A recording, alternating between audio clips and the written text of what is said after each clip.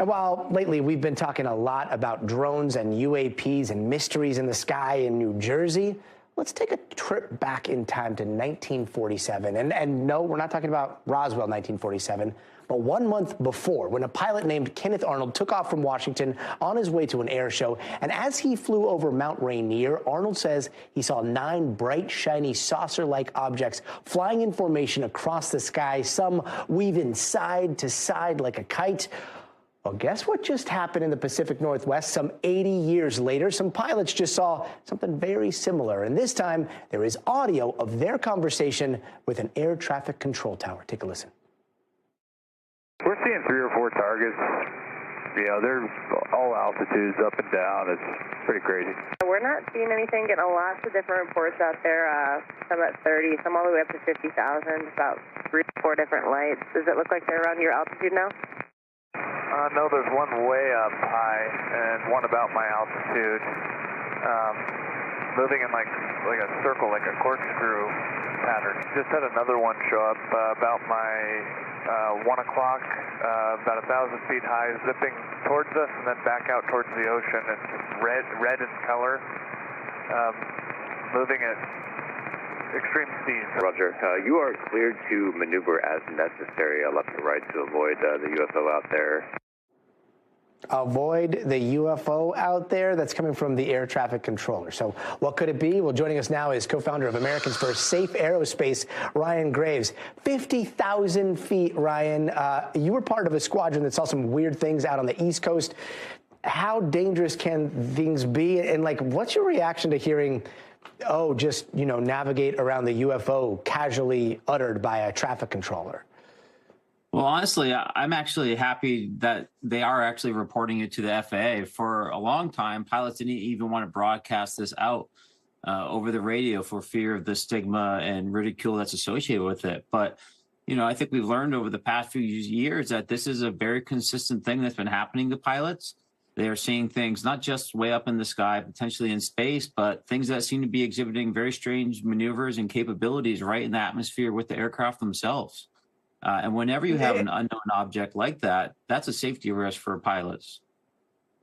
A safety risk for pilots, especially if they're moving around rapidly and they're able to go 50,000 feet or higher very quickly, right? I mean, look, on the East Coast, people are seeing things, they're calling those drones. On the West Coast, you have reports like this. And then all around the country, there are reports that come in every single day. Do you think all of it is related, or are we looking at distinct things here? Well, unfortunately, I don't think we really know quite yet.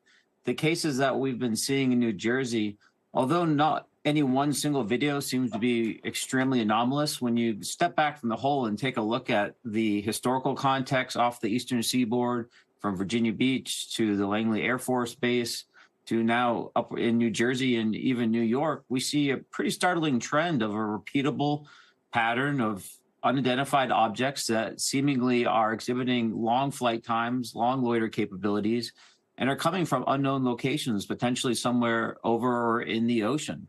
And those aren't my words. Those are the words of one of the senior Republicans at the hearing 2 days ago when they were questioning about these drone incursions over New Jersey. And so now that the stigma seems to be going away, like step 2 seems to be to do something about people just shrugging when it comes to things like this. I mean, they get brought up and then we're told it doesn't pose any threat when there are no answers on where they're coming from or where they're going or how they're able to stay up for so long. Why are people so comfortable with this? Well, I would push back a little bit and say that the stigma is certainly still there.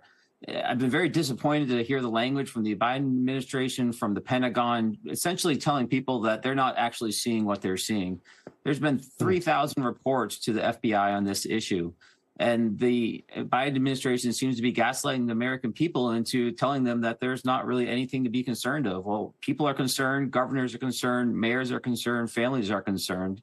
And I think it's time that they have a level conversation with us about what's going on, and we can take a hard look at some of this antiquated drone legislation that we have and laws that really prevent us from getting to the bottom of this, because we're at a stalemate here. If this was an adversary, they'd have all the time in the world to take advantage of this situation. And obviously some of those are going to be misidentified actual planes, right? But like you're a little bit more familiar with the capabilities of the U.S. military. Like, do we have the capabilities to figure out what's going on here?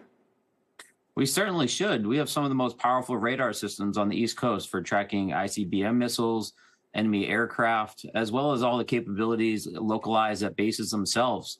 So I do believe that we have the capabilities to be able to actually understand what these are, but there seems to be this strange stalemate where the government simply can't find the information and they can't assign any type of threat level or origin to these objects. And that alone, I think, is something our adversaries will be taking careful notes on.